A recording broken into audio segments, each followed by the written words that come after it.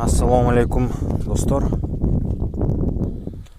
2023 күзүндө ноябрда малина эккендек. Ошону уже 2024 февралдын 13-ü барып көрүп келели.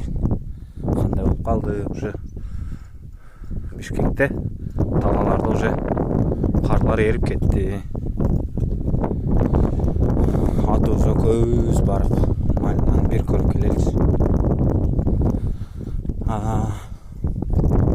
Экинчи версиясы дагы азыр жеткенде барып дагы тартабыз. Малиналар кандай болуп калды, эмне болду,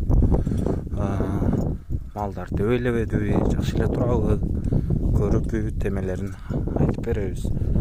Кызыктырган суроолор болсо жазгыла, жооп жазамын. Ассаламу алейкум баарыңарга.